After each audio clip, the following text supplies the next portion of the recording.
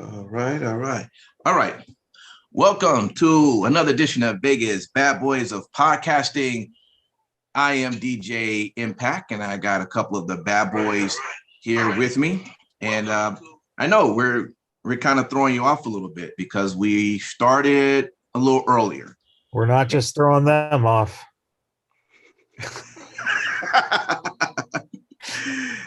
That is true. But that happens, right? So welcome everybody to the to Vegas Badboyz. And yes, we're trying something a little different. It definitely will allow all of our East Coast listeners to check us out at a decent time instead of starting at 11 p.m. So we welcome you all for jumping on. Hey, hang out with us today. We're about to get into our wrestling talk. We're going to go over some of this past week's wrestling shows and give us give you our thoughts about that. But most importantly, we want to hear your thoughts. Jump on the Facebook chat right now. Go to your messenger, or if you're not sure how to do that, just if you're following us on Facebook, you should be able to just click onto our live stream, and then you'll have access to the message chat. So follow us along, because as we see those funny comments and good comments come in, we will throw them in. All right. So again, welcome to another episode. Right after this, we're going to go into our 3 count, and you're going to want to hang in to hear those topics as well. 3 count airs on Tuesdays on our podcast, and our wrestling talk airs on Monday. So if you're not able to hang out for the whole show tonight or today, depending on where you're at, you can download it tomorrow morning and hear the entire show. All right, fellas, let's get right into it. Monday Night Raw this past week. What's your take on it? Let me just say this first, because I know what you're thinking, Steve, and we say the same things practically every week. But here's the funny thing. So because of my insane work schedule, I never watch Raw on Mondays. I watch them normally either today or on Saturdays. The weekends is when I get to it. So when I started, most of the time, a 3-hour show is now knocked down to about an hour and 20 minutes, just fast forwarding. I watch all the backstage interviews, all of the matches that catches my interest. And I tell you, when you do that, Raw is a great show, right? You done knocked it down to hey, easy. It is. It is, Steve. It is when you have it in those terms. We've always said that 3 hours is too long, all right? But if you were to knock the show down to 1 hour, yeah, it'd be great. But then you also going to have an issue of probably more unemployed wrestlers, right? Which we're going to end up talking about later in our 3 count. So, what do you do? How do you have that sort of happy medium? Because I didn't find Raw to be that bad after I went through fast forwarding and watching what I watch. I could be wrong, but what's you guys' take on the show overall? I just feel like as if I've been watching the same show for the last month. I mean, typically it's just been a nonstop sea of rematches. I do just want to throw out a couple of things. Obviously, they're angling for, I'm guessing, a 3-way. If the Nikki Cross, Charlotte, and Rhea Ripley storyline is going to proceed logically.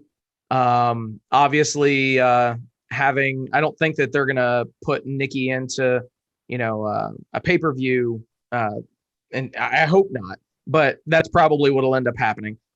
She'll end up getting put into the 3-way, making the match a 3-way.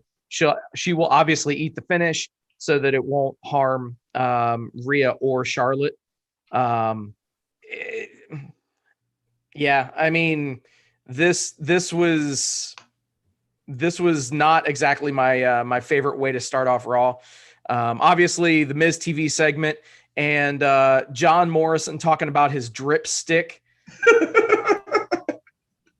All right. Yeah. Which is now copyrighted. Of course. So yeah. Oh man. And we did find out that finally, after all these years, that Miz actually is injured. So I wonder if that happened. Obviously, I think that it was those zombies. I was going to say, I mean, maybe a zombie took a big old chunk out of one of his knees or something. No,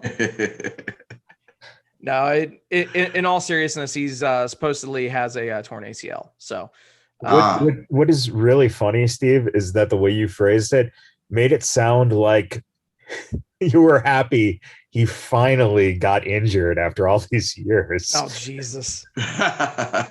Listen to it back. It's pretty funny. That's funny. Yeah. Right. In all seriousness, Miz is one of the he's one of the safest competitors that WWE has ever had. And it does suck that he is going to be out of in-ring competition for a little while, but obviously he's going to be able to do things like this with the Miz TV, with, cutting promos. So I think that it's going to kind of solidify his character work even more. So yeah, take that as you will. It all depends on how they choose to go down the path with his character work. If he's getting, if he's going to be comic relief, getting destroyed week in and week out, or, whatever the situation is. I don't know if I'm too on board with that, but yeah. Elsewhere, one thing that I do have to applaud is the stuff that they're doing right now with Randy Orton, Riddle, and to an extent Xavier Woods. If you look at last week and this week, Xavier Woods and Riddle had the best match on the show last week. I agree.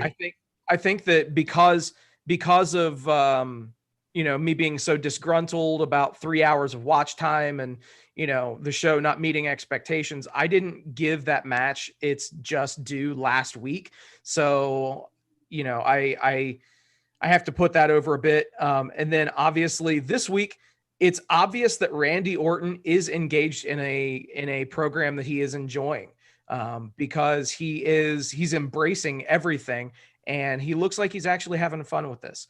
So we'll see where this tag team of RK Bro goes from here. But obviously, the common denominator in both of these matches was Xavier Woods, and I think that everybody, for the longest time, the New Day has always been about Big E and Kofi, and Xavier Woods, obviously because of injury or whatever the situation was, he was just kind of, the leftover of the group. But I think that it's awesome that he's having these great matches on TV on a regular basis at this point.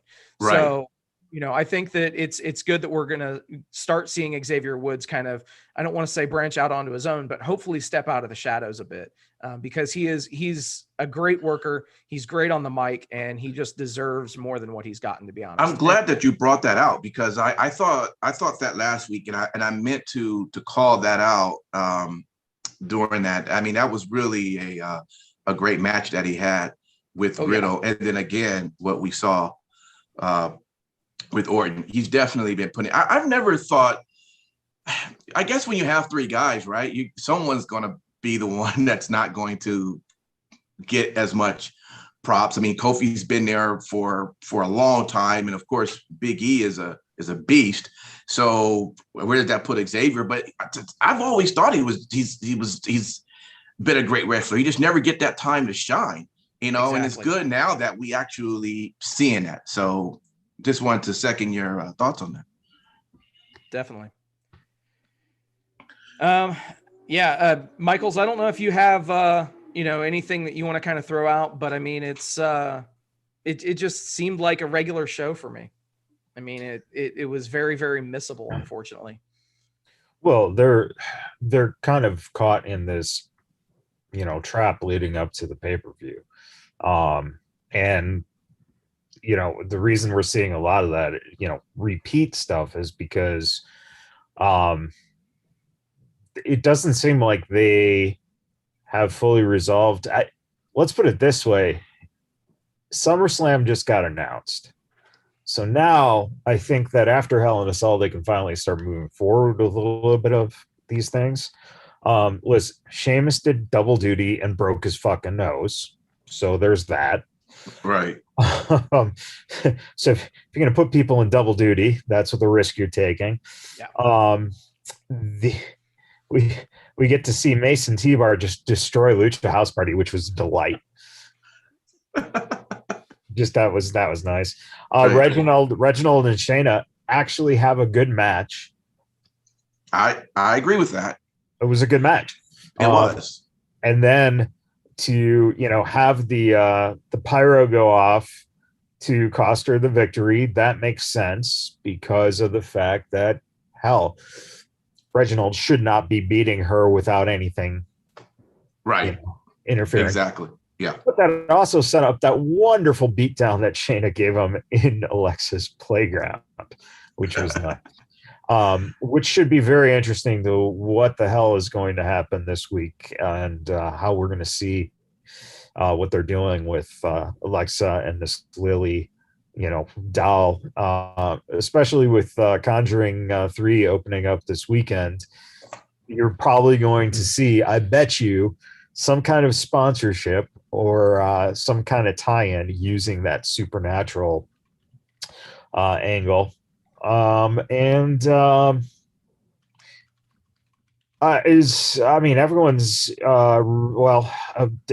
Dana Brooke and Mandy Rose finally got rid of Lana forever, so that was nice. The only thing I regret is that before they fired her, they didn't pull a loser has their head shaved match. That would have been fucking awesome. And that would have been kind of repentance for me having to sit through Lana matches for all that time. Then we got to see Cedric and Sheldon again. I mean, who didn't want to see that again, especially in a squash match now that makes no fucking sense at all. So that was good. And you guys are excited. Well, Elias and Riker, they broke up, apparently. Yeah. I can't wait for those 5-star classics. I can't wait for those. I don't understand. I think that when Vince fired Aleister Black, he thought he was firing Riker. Probably. That sounds about right. So yeah. So we'll see what the fuck happens. But I bet you that those two guys might be on that potential list of salaries to clear down the line. Yeah. And of course, we get a wonderful pay-per-view rematch of Bobby Lashley and Drew McIntyre.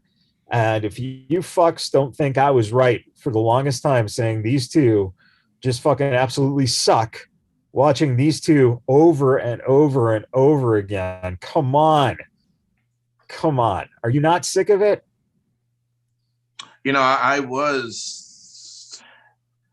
I was hoping they were going to go a different direction on Monday and giving Kofi the win. Not to say he was going to beat Bobby, but at least have just a different match. I was hoping that, but I was like, okay, we're doing it again. So that leaves because we have no. I don't know, man. I guess that their figuring might be that okay, the Hell in the Cell itself is a good blow-off match for those two to have, because after you go there, what else can you do that is more extreme than that, right? There's your justification. Is it going to suck watching them wrestle again? Yeah. So they should have gone Kofi, but yeah. But on another note, though, I did a little research and found out that on May 31st, which was Raw, was May 31st, it was on Memorial Day. Yeah. There was a Raw episode on May 31st, 1999, and this was the card. You had the AEW matchup of the Big Show defeating Billy Gunn via countout. How about that to start off the show? And then AEW's own Christian was defeated by Beaver Cleavage. So, Steve, you guys got a huge fucking signing there with Christian. You know, the guy who was losing matches to beaver cleavage. So your first two matches. You can cherry pick any match from anybody's wrestling history and throw it out there. I mean, it is what it is. Except this was beaver cleavage. He had, I think, a total of 2 matches. Right. Until everybody caught on that it was a fucking incest angle and then dropped it. So there you go. Three AEW talent, having matches in the first part of Raw there. But we also get Jeff Jarrett, who was accompanied by the beautiful Deborah. Who does anyone ever bring up Deborah anymore? Which is funny. No one does. No. Jeff Jarrett defeated the Godfather for the internet, or he won the IC belt. So Jeff defeated, the Godfather. And then we get this weird Vince McMahon defeats The Undertaker by DQ in 2 minutes, 12 seconds. So you can see it was a pretty hot show leading up to the Road Dogg defeating the Big Boss Man by DQ.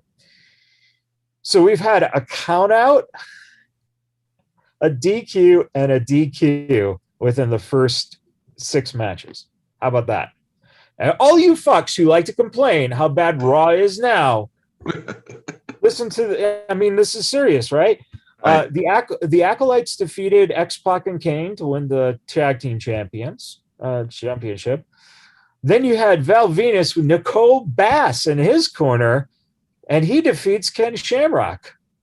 So pretty impressive, right? Triple H with Chyna defeats Mankind in a hardcore match. And finally, Steve Austin defeats The Undertaker, who apparently had double duty, in a DQ for the championship. So Austin retains his championship by DQ. That is 3 DQs and a count out on that show. And then huge wins for Val Venus, the Acolytes winning the tag championship, the Road Dogg beating Bossman, and Jeff Jarrett winning the belt from the Godfather. And of course, Beaver Cleavage, who was accompanied by his mom, Mrs. Cleavage, who he was fucking. So there you go. If y'all think that Raw sucks now and the Attitude Era was so great, there's your answer. And the Austin Undertaker match was 7 minutes and 15 seconds. Triple H's match with Mankind was 6 minutes, 32 seconds. Every single other match clocked in at under 5 minutes. Wow. So there you go. 22 years later, I mean, was the Attitude Era really that good? I don't know. Well, again, I think everybody is just, all they remember is a few highlights of that time, and then they take those few highlights and make it seem like that entire era was the best. Yep. Which is, you know what I mean? Which is exactly the brilliance of the WWE having control of the narrative, because most of the fans who either think it was great, don't go, and grew up during that time or were around during that time, they don't go back and watch those episodes, right? Right.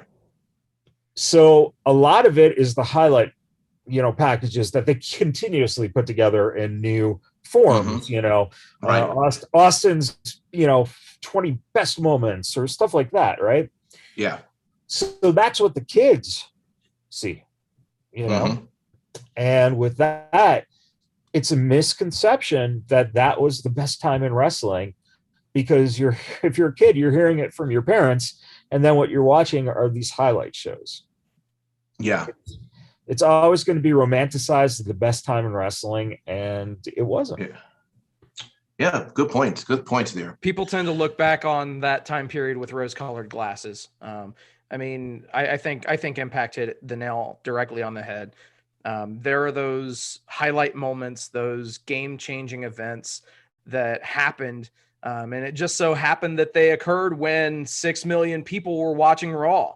So obviously, you know, the WWE, they struck while the iron was hot. They seized the opportunity. Every single other type of cliche that you can use and put it there. They control the narrative, and as is always the case, if you control the narrative, then you can revise history and you can create revisionist history. And yeah, that doesn't surprise me that, you know, that show was as badly booked as you had mentioned. I will say this though, you did mention that there were 2 title changes that occurred on that show. So realistically speaking, although it wasn't the best booked show, a lot of shit happened. If you look at things in that time period, a lot of things happened on that show compared to now, where it seems like we're literally spinning wheels. And quite frankly, I don't know if I've ever seen somebody get as many rematches for a main WWE championship than Drew McIntyre. I love Drew. I think he's a great competitor. I think that he really can connect with the audience, but it's getting tiresome. It's getting boring having him get a rematch every single fucking pay-per-view.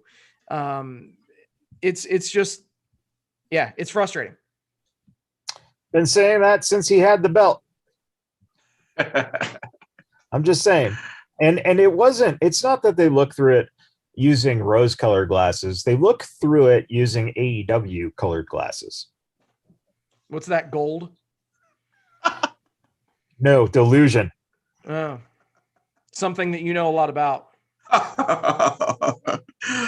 All right. Well, that was Monday night. Let's jump over right into Tuesday night, which we stay on the WWE train.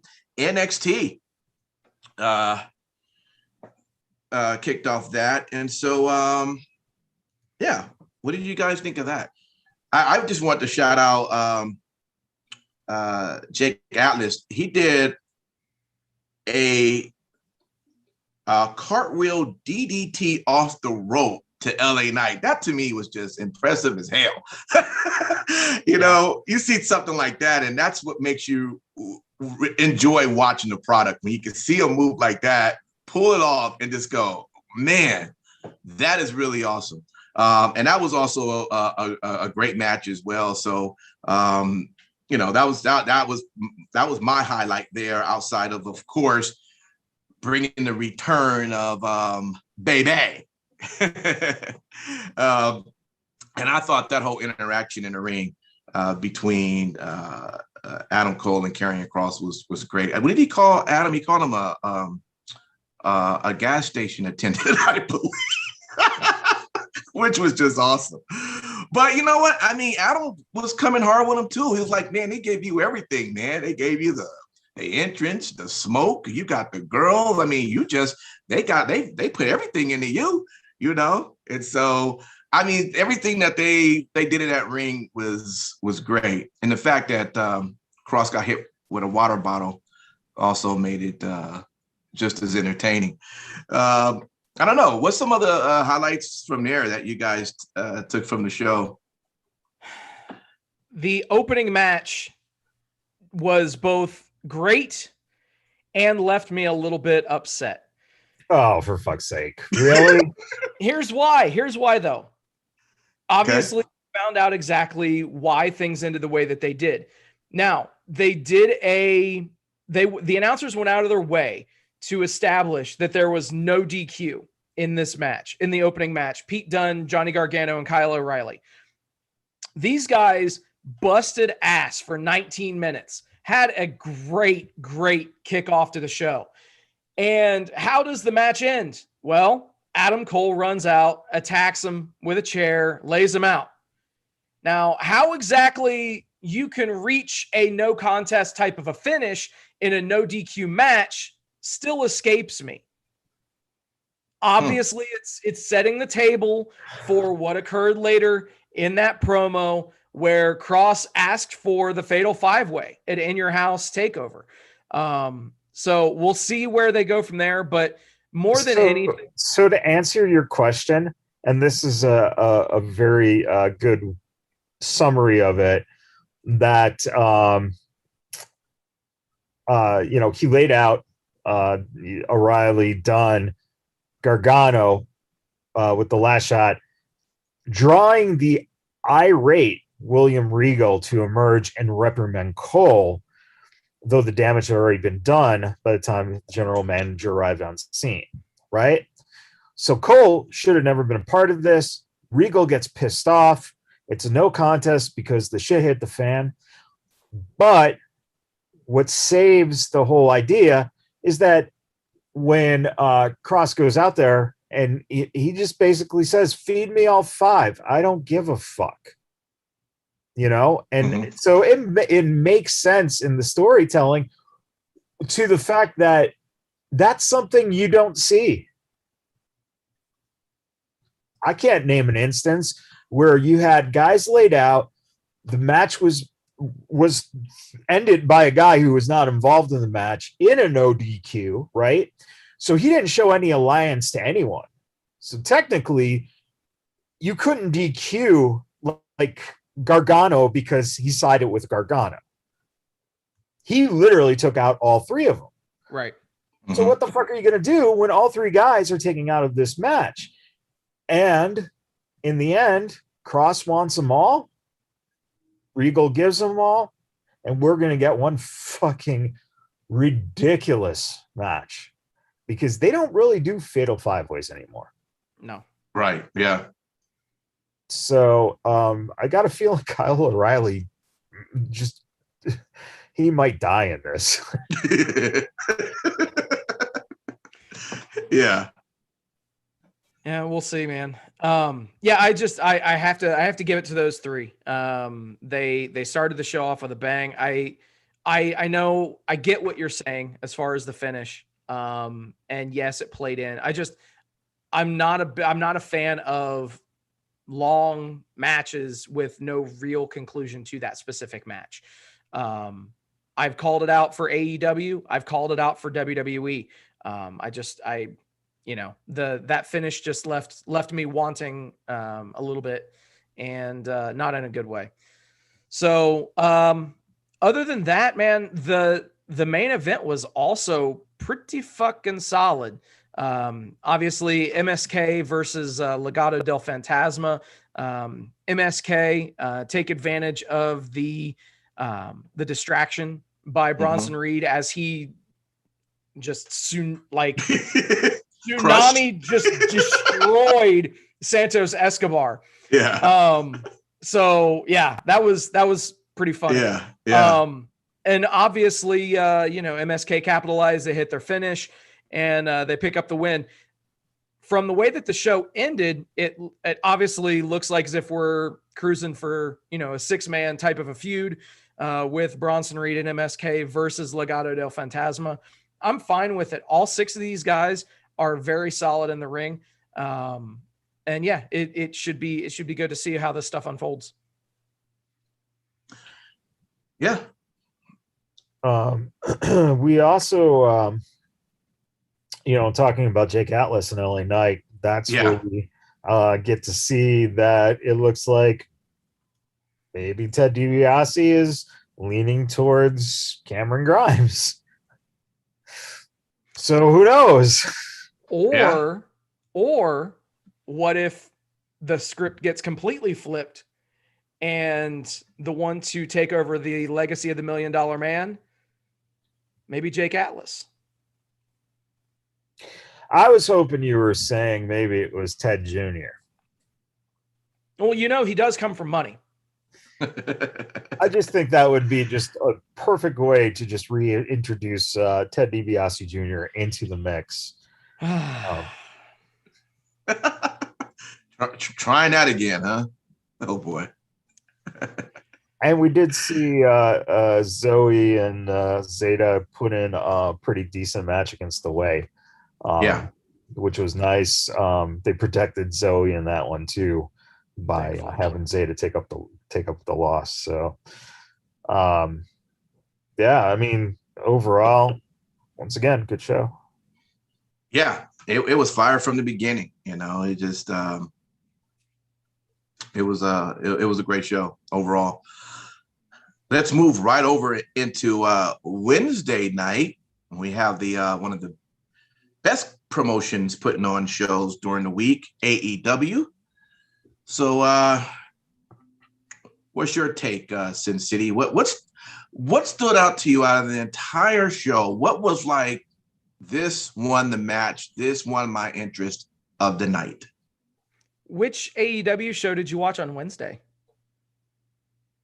Oh, that's right, they moved, didn't they? I'm just giving you shit. But yeah, so Dynamite was on Friday this week because it was preempted. Which I think they're going to start going Fridays, right? The new show going to start going Fridays. The new show is going to be on Fridays. But Dynamite will stay on Wednesday. Dynamite will stay on Wednesday, okay. but it's going to be on TBS. This is just because of the NBA playoffs. Yeah. Got you. Okay. Yeah. All right, let's do it. Yeah. So as far as what got us kicked off, Young Bucks and Pac and Penta. You know the names, you know what to expect, and quite frankly, it was a pretty solid match. Except obviously Young Bucks picking up the win in about 12 minutes. Realistically, Steve, yes. In that 12 minutes, how come in a tag match the Bucks are in the ring together for 11 minutes and 59 seconds of the match? And they do that in every fucking match. They're not a tag team. They're a double team. Ooh. So, yeah, I mean, it is what it is. You know, the way that they are choosing to run their tag division with their, how should we say, very lax tag team rules, where, you know, they basically have done away with the standard 5 count, where after, obviously, if you make a tag, you have to get out of the ring in 5 seconds. Yeah, that's a valid comment. Obviously, you know, I know that you're being extremely hyperbolic by saying 11 minutes, 59 seconds. But this is one of those rare occasions, Matt Michaels, that I will agree with you. I think that, you know, they might as well just make these damn things tornado tags and just establish that right from the beginning. But yeah, realistically, I mean, we all kind of assumed that this would be the outcome of this match. But nonetheless, all 4 guys brought it. Very solid match. I have to talk about another match where there were 4 people in the match, and it didn't get me. Although the outcome of the match was correct. The outcome of the match was correct. Cody Rhodes and Lee Johnson versus Anthony Ogogo and QT Marshall. And of course, Cody Rhodes cannot lose a singles match on a pay-per-view, but he can lose in a meaningless tag team match. Right. And yeah, man. Does he not think that's obvious to a lot of people, and that he should change that? But he seemed like he doesn't want to. He just he likes it that way, which should not be what AEW is about, right? They're supposed to be sort of different from the way the booking is from that other promotion, because that's what they get blamed for doing.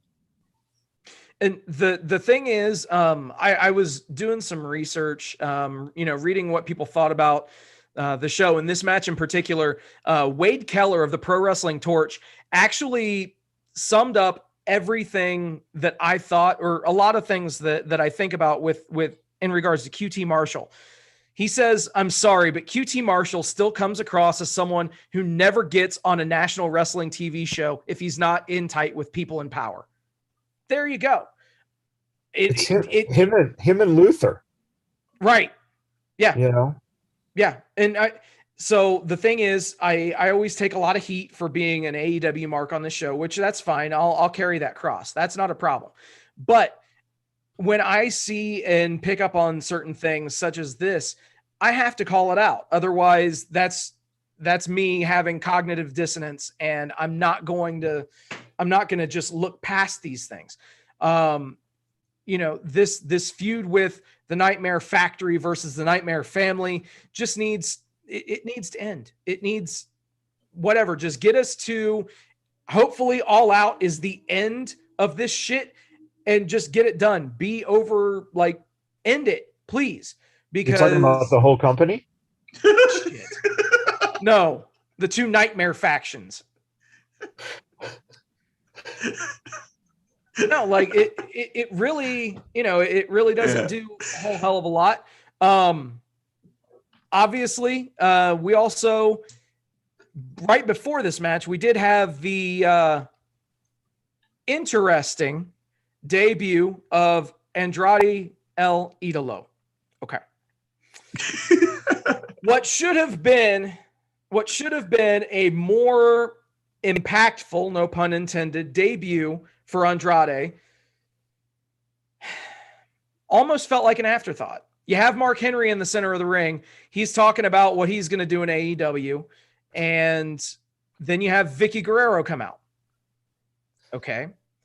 Then she does her thing. She introduces Andrade El Idolo. Okay, great. No music, no response, no Tron, nothing. He just walks out there like as if he just signed his contract earlier that day. So Mark Henry walks out, no music, but has a video package. Andrade comes out with no music and no video package.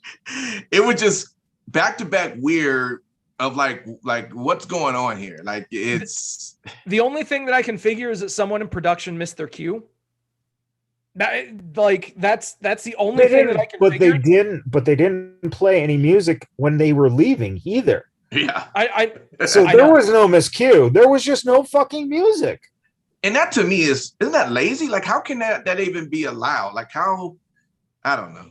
Because your boss is on coke.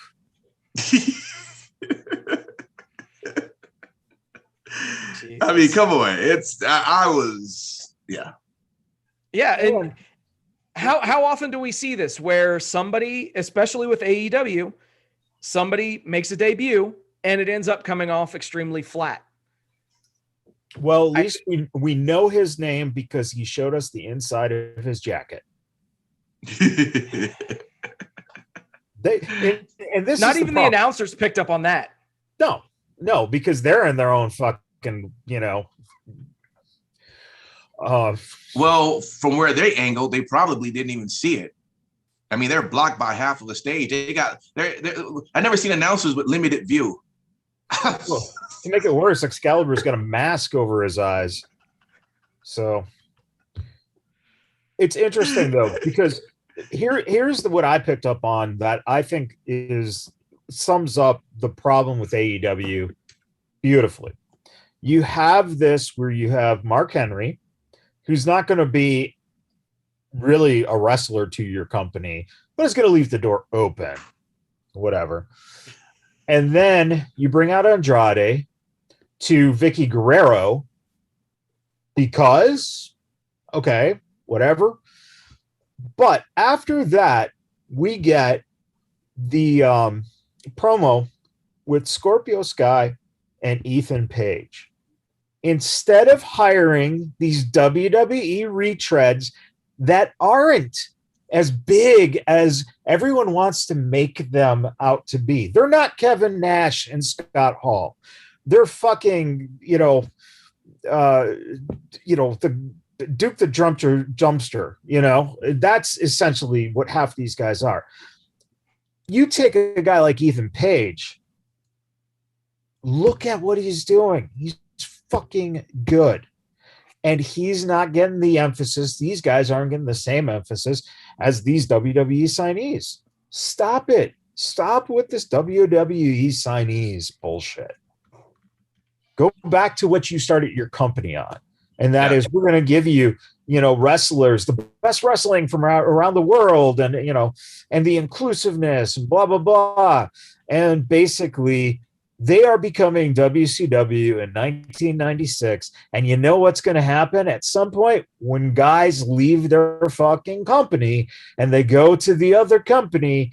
Guess who are going to become your next Steve Austins, your next Mankind's? It's all of your AEW guys. You guys just conveniently let go because you spent so much money signing the other guys from WWE.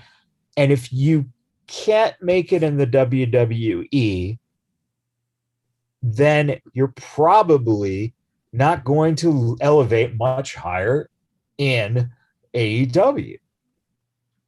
Moxley hadn't made it. Everyone knew who Dean Ambrose was. Andrade, not so much. And you want to hang your hat on, the fact that, but he was an NXT champion. He didn't do jack squat. And it wasn't because he isn't talented. It's because he's stuck in a situation where you heard his English. Andrade English, good maybe.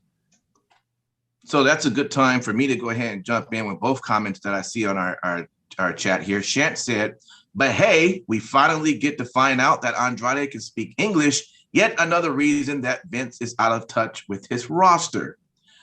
Sean. Wait. No, wait. Okay. No, okay.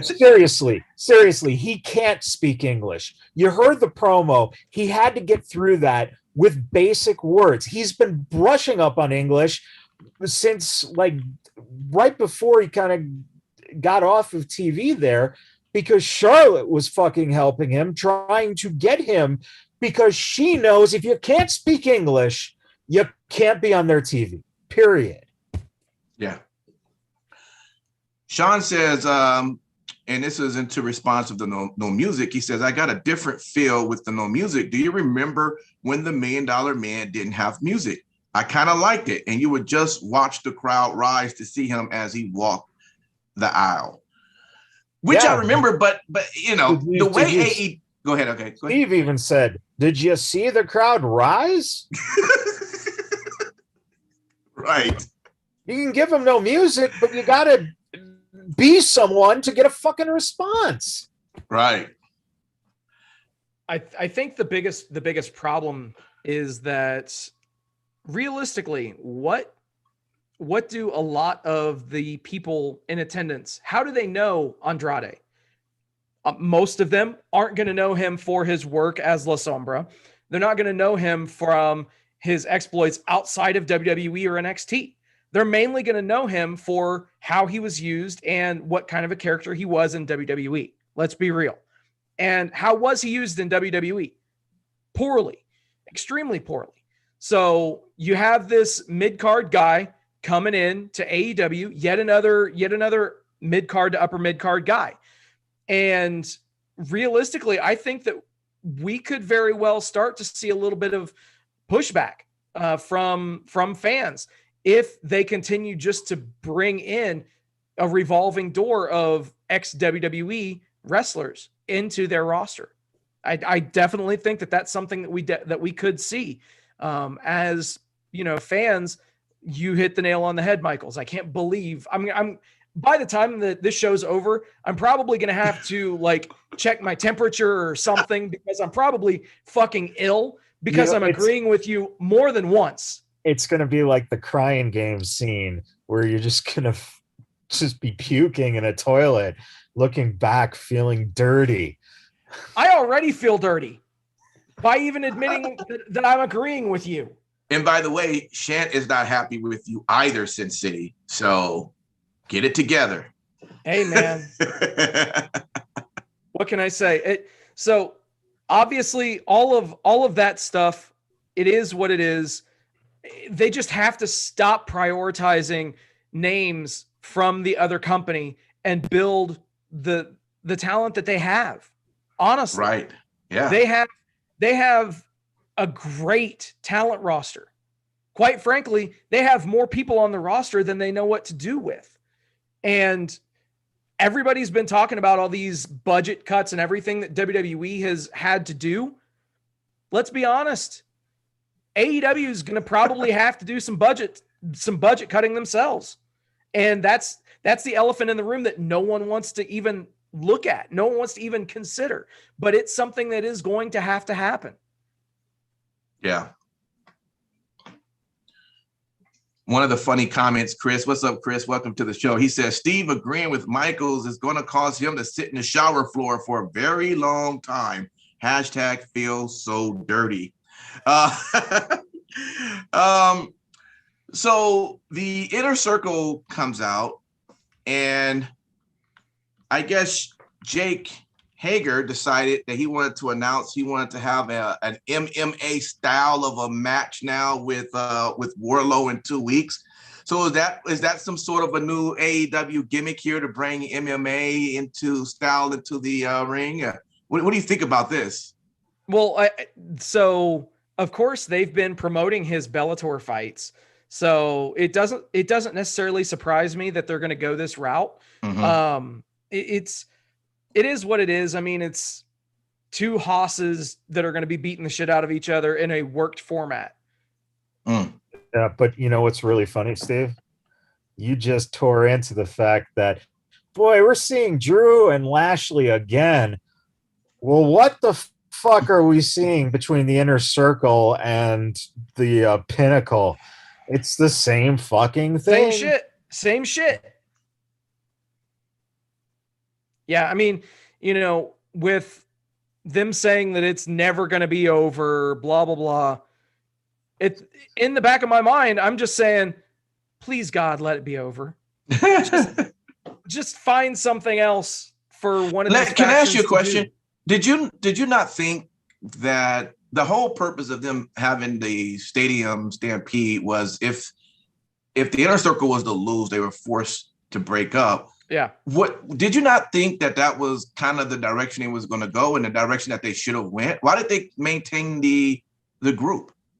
So here's the thing is, obviously they're prescribing to the age-old Pro Wrestling 101 format of best of 3 series. Or at least that's what I'm hoping, because obviously the Pinnacle got the win at Blood and Guts. And Inner Circle got the win at Stadium Stampede. So realistically, they're 1-1.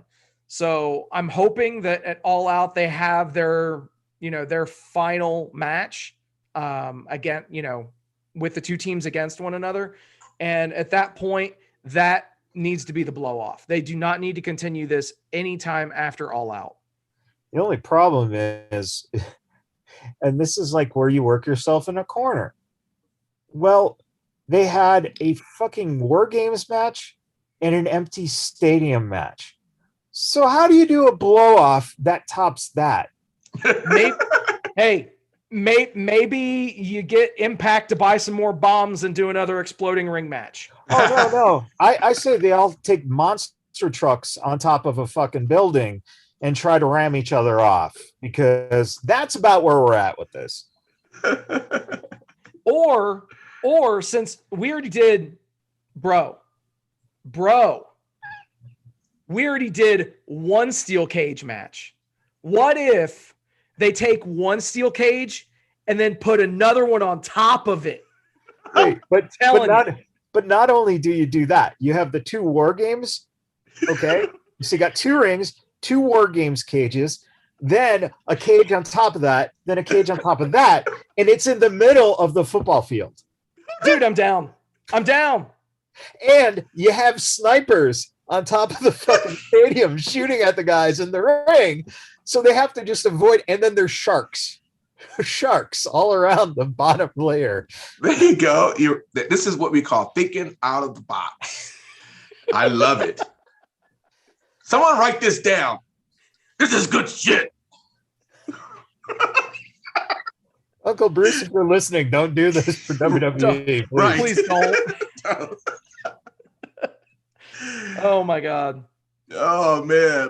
So Jungle Boy, Christian Cage versus Private Party. And when the fuck, I know that they're about ready to start the tie-in to the Jericho Cruise. I get that. I understand that AEW is going to cross promote with the Chris Jericho Cruise. but why the fuck is Private Party wrestling in uniforms? Like white button-down shirts and khaki pants. Literally, it's like as if they just got done working their shift on Norwegian Cruise Line or Royal Caribbean, and now they're going to go in and fucking get in the ring. Well, no, they're just getting ready for their job on the actual ship because that's where they're going to be working in 6 months. They're going to be on the card. They're going to be serving people because they need to fucking work on the cruise line. I mean, I guess that's the dress code for the what is it, the Hardy family office or whatever the fuck he's choosing to call this shit. Seriously, most of this show, I honestly felt that it was a little bit of a fever dream. Like, am I actually watching AEW right now? Hey man, AEW is giving us what we want. Matt Hardy versus Christian. I've not seen that match ever in my life. Going back to crazy matches, Sean says, hey, let's put the Jericho cruise ship in the cage. There you go. I'm down. I like how you thinking there. Oh, and Chris shows throws this out there. He says RoboCop has to come in and save the faces in peril. Let's go. We're giving you guys good stuff here. And also good job to Sean for picking up. Let's do the WCW 3 rings, but put them in a cage, then 2 rings on top of that, and then David Arquette can win the championship. There you go. Why not? Fuck it. Let's do it. Yeah. And it will be revealed that Vince Russo is the higher power all along. By the way, a few chats earlier, you were called, Matt Michael, you were called Vince Russo by Shant. So just so you know that. I'll take it. I'll take it, bro. You know, a couple interesting observations. Okay. The first is AEW this week had one of the most distracting things that you can do on a fucking show. It doesn't have to be wrestling, just period. And that is both Nyla and -1 decided it'd be a great idea to chew bubble gum in the background. And all you see, you have the camera focused here and right over shoulder in both shots. It's like, what the fuck is going on? I mean, spit your goddamn bubble gum out. Yeah. And that brings me to what I thought was the worst and saddest fucking thing that you could do to someone like Britt Baker, and that is put her in a fucking promo that was dog shit. It was dog fucking shit. Whoever came up with the burger idea needs to get fucking fired. Yeah. Period. That was awful. I agree. That was fireable. And you know, you had not only do you have Nia chewing her gum after, you know, in the background on that, but you also had Luther literally doing this. It was like, what is going on? And then, like, that cast of what did you guys go? Oh shit, that's right. We pay all these guys, but we never used them. So okay, you guys are extras tonight. Get out there. It just made no sense. Nyla tossing burgers to the fucking audience.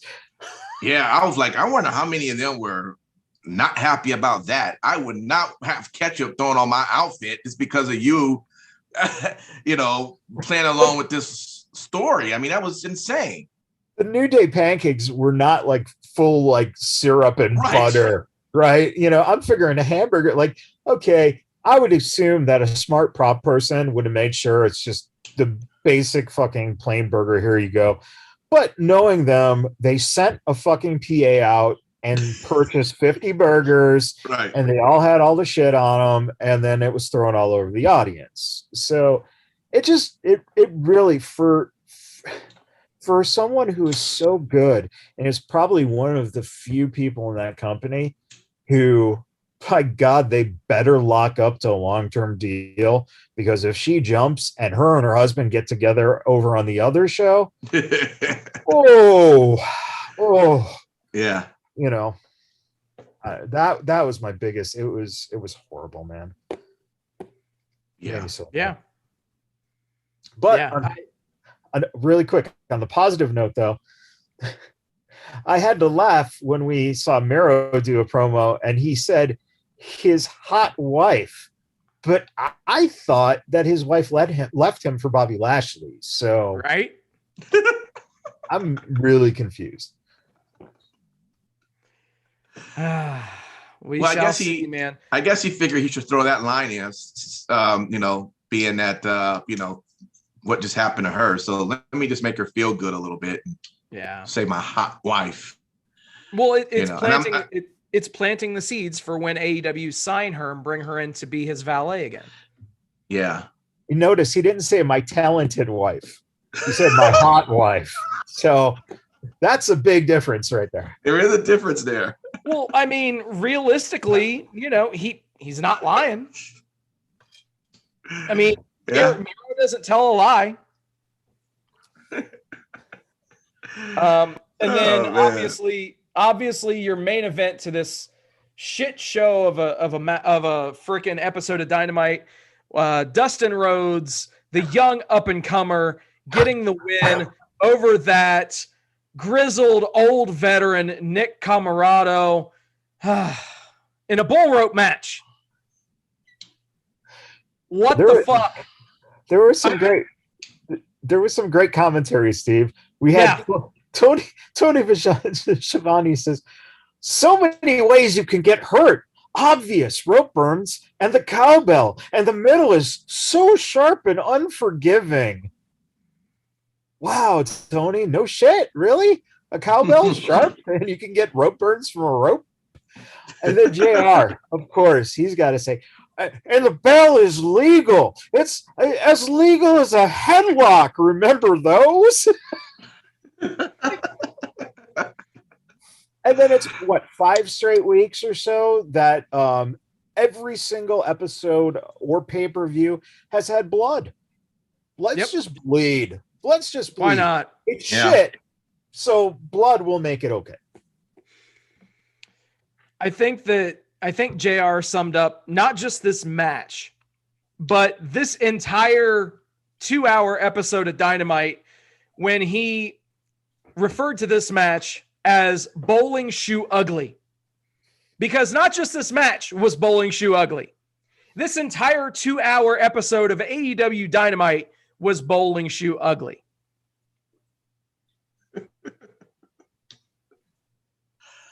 Notice TK didn't do any pretty smart pre-show promos this week.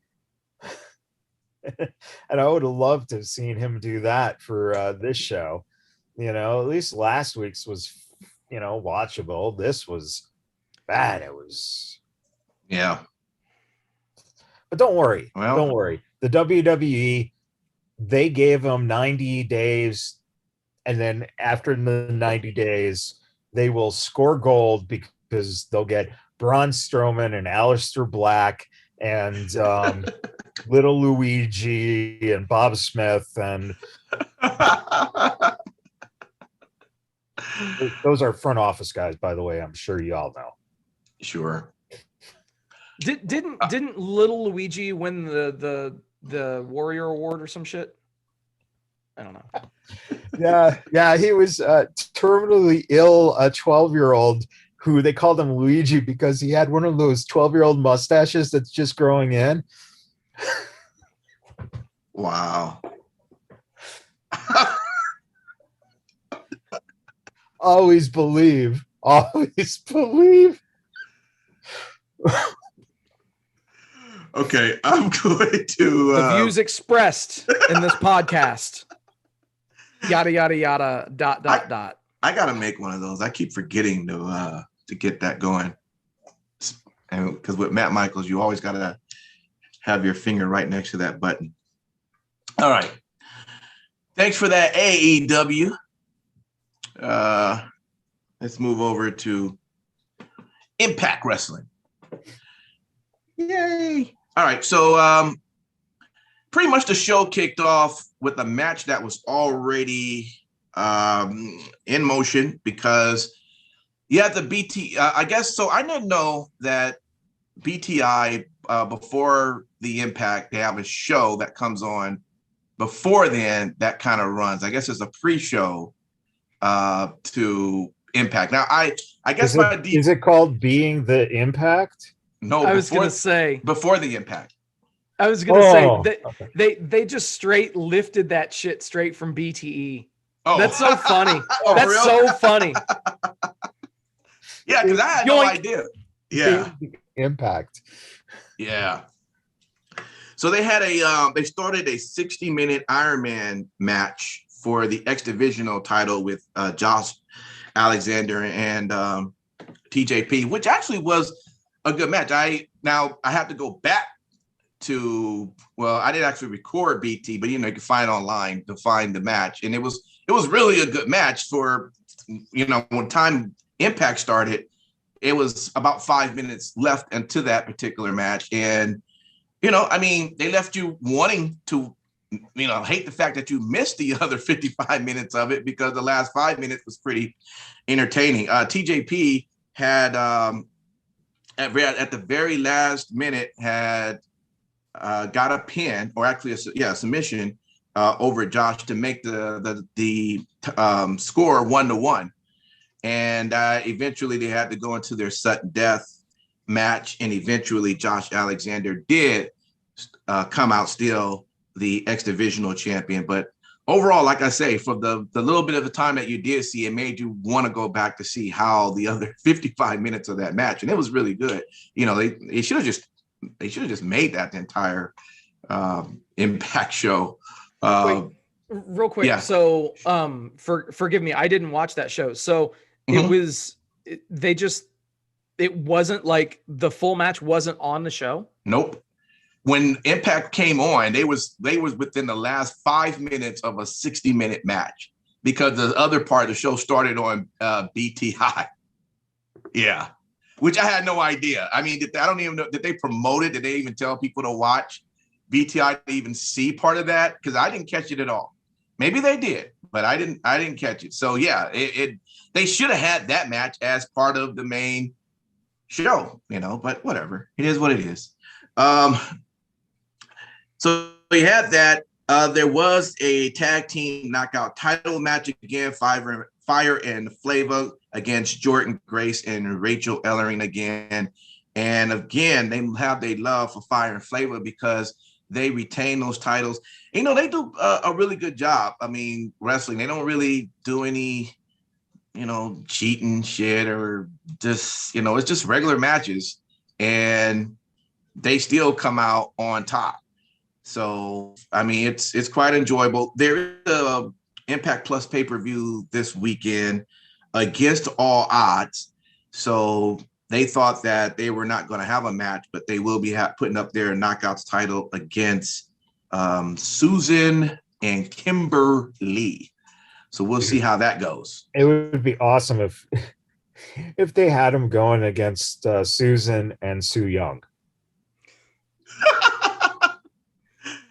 That, man, if they could figure out how to do that, that actually would be dope, They could figure out how to do that. So yeah, absolutely. And then, of course, don't go those Deaners. Diener, I can't put the S on top. It's just Diener now. Diener from Violent by Design. He had his match against who? New Japan Pro Wrestler. Satoshi Kojima. There we go. Kojima I got, but the first name, I had to make. Okay, so yes, he had his match against him, and of course, Kojima won that one. But it was brought to my attention by my other half that lived with me that he looks like he's about he's up in age, and I was like, well, let me check that out. And I took a look, and yeah, the guy's 50 years old. He's 50 years old. But hey, I mean, he did what he did. He was able to sell as much as he can the idea of being a winner. And it was a cool match. So we'll see where that goes. But what everything, of course, is leading to, Mr. Kenny Omega is going to have his match with Moose, right? So this is kind of where the storyline, it's already been set in stone that is going to happen. But at the same time, I've been telling you guys lately that, Sami Callihan name has been thrown around a few times. And Sammy's saying, look, it's no way that people can prepare for me or anything. So look, we need to just go ahead and have this match. Sammy and Moose to have this match to say, look, let's just finalize this, that who can go against Kenny. So that's what the last half of the show was about, and they had their match.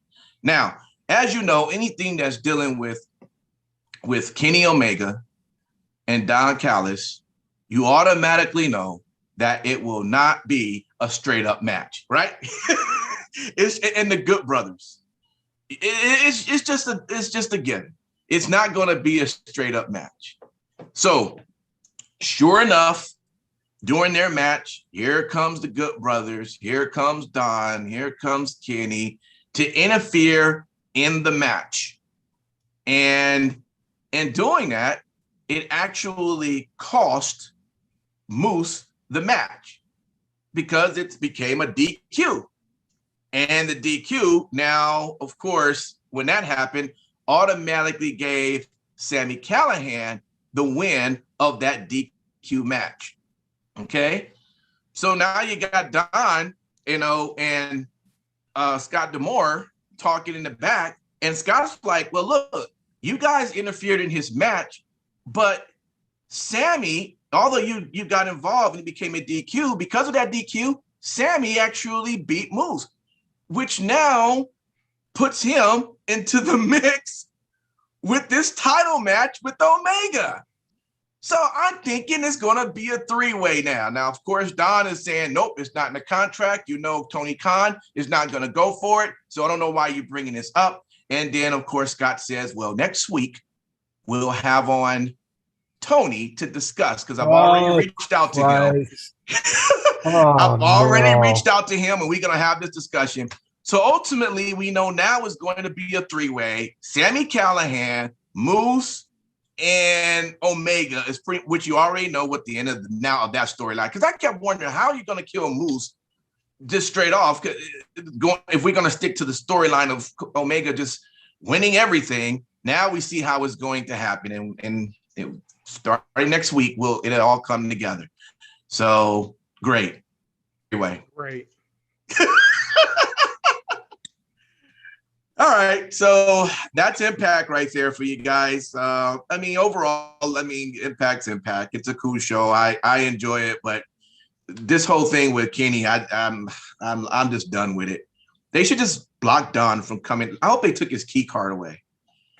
Like someone has to open the door for him. I hope he just don't have access anymore. Because I'm tired of seeing them on there now. So yeah, well, now you get to see TK as well, which if you were tired of seeing Don, just can't wait to see. I said no. And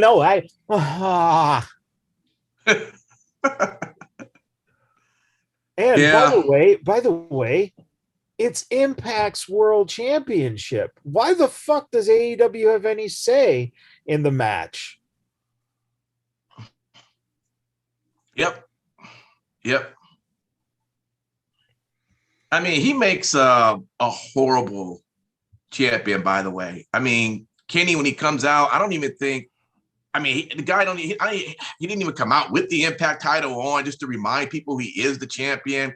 He just strolls out, and of course we know, because the commentators tell us that if you were just tuning in and you was watching Kenny Omega, you wouldn't even know he was necessarily the Impact champion, because he doesn't even remind you like, hey, it's about me holding it up. So I don't know. I don't know what they're doing with that whole thing, but whatever. Let's move over into Smack of the Downeth. It was a hot start, dude. It was amazing. Listen, when you start a show off with Christian versus Matt Hardy, you know it's going to be hot. And that, oh shit, no, that was the other show on Friday. I'm sorry. So we have this title match, that tag team title match, and I'll tell you right now, Dominic looked like he was gassed. The youngest motherfucker in the ring looked like he was so gassed by the end that finish didn't even come off as that finish because he barely got him over. And after he counted to 3, you go back and you look at him, he is literally like white, just, you know, it was like, oh my God, you're so out of shape. And then Roman was brilliant. The line, "You just lost to a child," was so good. Not to mention, you know, him calling Jay Jimmy, which could have been scripted, but both Jimmy and Roman, you can see Jimmy is literally going, and it's like, okay, does he know, or is he literally trying to hide his laugh? And even Roman, before he actually laughs and goes into a line, it looks like he's gonna fucking crack up. And Heyman, for his credit, is just the whole time in the back over the shoulder, just got that look on his face, like, you know, anticipation. But he didn't break anything. He was cool. Jay was cool. So it could have been scripted, but it was fucking fun. Especially, you know, having to then go and watch a second fucking Mysterio Usos match. But hey, I will gladly pay $9.99 a month to watch Roman come out of nowhere and punch Dominic in the face. That is worth the Peacock subscription. That is fucking great. What did he tell? What did he tell Jimmy? He said, "You lost to a child." Yes, you lost to a child. You lost. That was such a great line. I love it. Fucking awesome.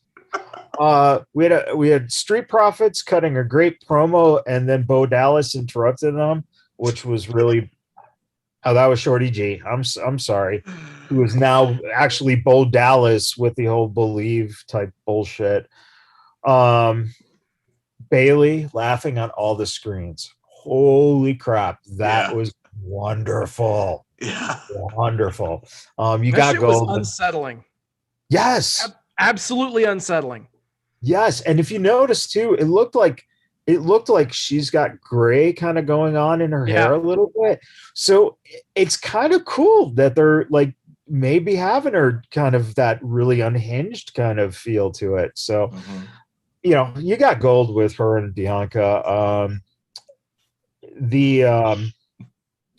Carmella's entrance really proved that she's more valuable right now as a stripper.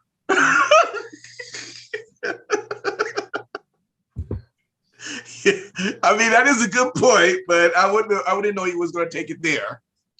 I'm just saying. And then the other thing on SmackDown that was phenomenal was Sami Zayn coming out and you know, yelling at KO as he's rolling with his throat fucking hurt. I know that, you know, we talk about seeing guys wrestle over and over and over again, but somehow those two just managed to just keep things feeling like, oh, this, I mean, they've been wrestling against each other for what, 15 years or something like that? I mean, it's been a long time if you take their whole scope, and holy shit, it's still kind of, you know, a breath of fresh air after seeing this whole Aziz and Apollo Crews. Just come on, guys. As much as you try, they're just not going to get to that level where it's, I don't know, man. It's just, yeah, I don't know. That's the I just still not sold on that whole angle that they're doing with Apollo as a character, but that's it, man. That to me was the show. Those were the things I saw and stuck out in my mind. And a lot of the show was eaten up by the fact that the Usos and the Mysterios, were given about 50 minutes of the show, I guess. So yeah. So obviously, the one thing that mystifies me is Pat McAfee has done a great job so far, being a new announcer to professional wrestling as a whole. The only problem that I have, is he a heel or is he a babyface? that's what I was saying last week, bro. Yeah. And so I have to call that out again, because again, he was talking up King Corbin. And then when Rick Boogs does his thing and starts playing the guitar, McAfee thinks that it's the greatest thing in the world. And he's on top of the desk. Right. Which I get it that, that you want to use that for a visual. But again, continuity, motherfuckers. But what's going on. I said, get on top of the fucking desk and fucking play guitar, you retard. And yes, I use the R word. I do apologize, but that is essentially Vince McMahon in your ear telling you better get up there and do what I say. Yeah. So that's my hope. The realistic aspect is no one told him that he needs to be a heel. So just go do whatever you want. Yeah. Part of me thinks that that's the case, but it's like, come on, man. Like, I don't know. If you have your allegiances known, then don't put over the person that is feuding with him directly. You know, like if he's in the court of King Corbin, then that's fine, whatever. But he shouldn't be going ape shit over Shinsuke or his his ring entrance music. True. Yeah. Roman is just on another level, head and shoulders above absolutely everybody else, not just on this brand, but in that company. And it's astounding to me just how much we as a fan base, obviously, we had Roman kind of forced upon us, and he main evented 4 Manias in a row, according to that infographic. And obviously they were pushing him as a babyface, but most of the fans were treating him as a heel. And I just find it really interesting that things have now circled back and they've gone completely full circle with the fans chanting Roman sucks at him, despite his character change. It's just masterful work by him. He's definitely to be commended without question. Absolutely. Until the live audience gets in there. Well, that's what I was saying also. Yeah, I mean, there are definitely ways around that. There are definitely ways around that. Don't have him ever talk in the middle of the ring. And he can even take the approach that, the fans don't deserve to see him speak directly in front of them. Yeah. Because they're all lesser than he is. So until they acknowledge him, he's not going to honor them with his presence. Yep. And he talks, I mean, because of his character, he talks very low anyway. So it wouldn't work well if him being him out of the ring with how he has to, that projection being that low and the fans being that loud, we would barely be able to understand what being said. So I'm hoping they do that right and keep him in the back. But I guess we'll see how that rolls. Cool. Nothing recorded for Ring of Honor this week for me, so I'm guessing maybe they just didn't do a taping or something. So I'm I checked and double checked. So I'm going to pass on over to New Japan. And I just want to quickly mention there, Steve, that I guess tomorrow, it might be already today in Japan, but Dominion takes place. And it is a match for the IWGP World Heavyweight Championship with Kazuchika Okada against Shingo Takagi. Close, but Okay. not there. Damn, You're I thought I was so on point too. I'm like, hey, let's listen to me, boy. Hey, but I'm you know sounding what? like a pro. Yeah. You're getting better typically on a weekly basis. I know that maybe in another 347 weeks you'll have the names down. That sounds about right.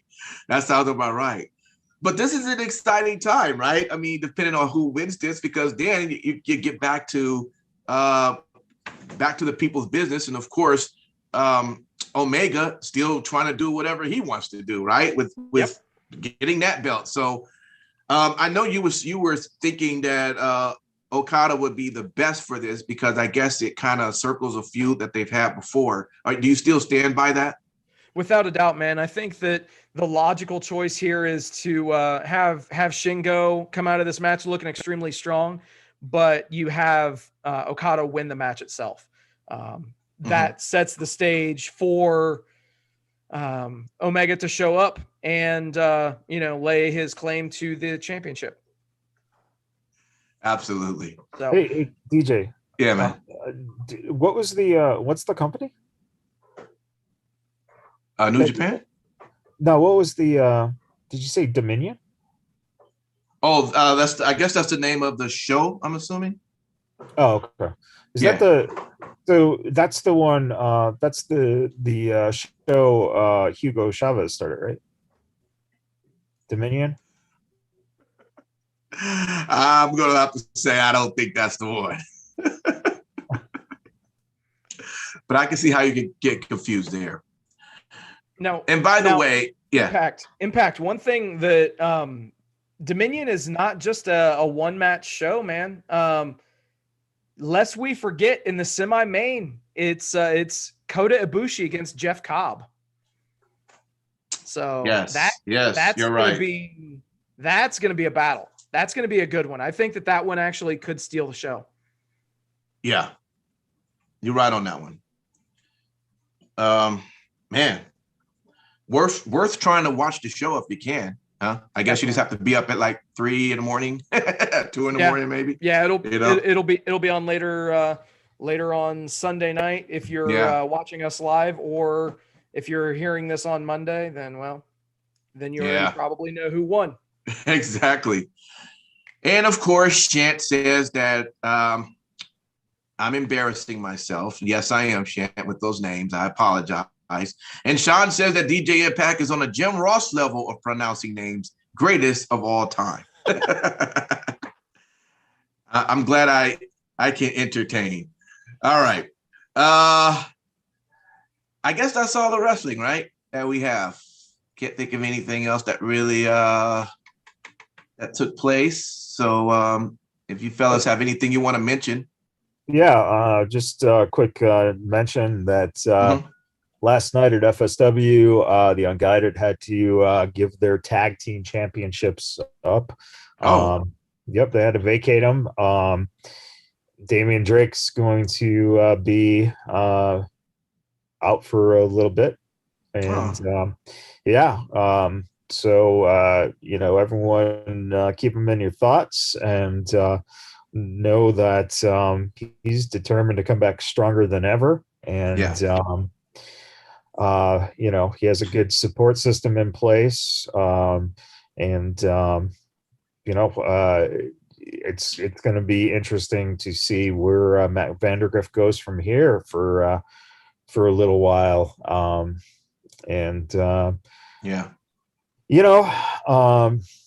don't know, maybe Joe can open up his pocketbooks and we can get maybe Jeff Hardy to tag with Vandergriff for a few months. I like that. It's a good idea, because Matt has been there several times. Yeah. Yeah. So why not? Let's do it.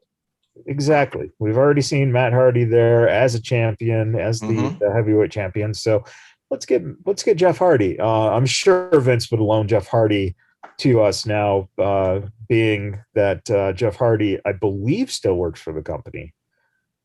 But we see him as much Yeah, as we see Edge on TV. So that's true. Yeah, Oh man. definitely. Damian, get well, brother. It's it sucks. It sucks that happened, but yeah, I think that he'll come back stronger than ever, as you had mentioned, and yeah, it will be fun to see a lot of the things that are about to pop off here locally with people that are in our own Vegas community. It's going to be a very interesting time for sure. Absolutely. All right. Well, with that is our wrestling talk. If you're watching us, we're going to be back in about 5 minutes. We're going to start our 3 count. So definitely jump onto that because we got 3 good topics. I know that's going to keep you wanting to put your comments, and thank you guys for being a part of the chat tonight. You are on fire. We love seeing you guys every week, and we thank you for being there, being supportive of what we're doing. So we'll be back. And if you're listening to this, thank you for listening. Make sure you also download 3 Count on Tuesday. You're going to enjoy the topics. All right. So with that, we will see you back in a minute if you're watching us, or we'll see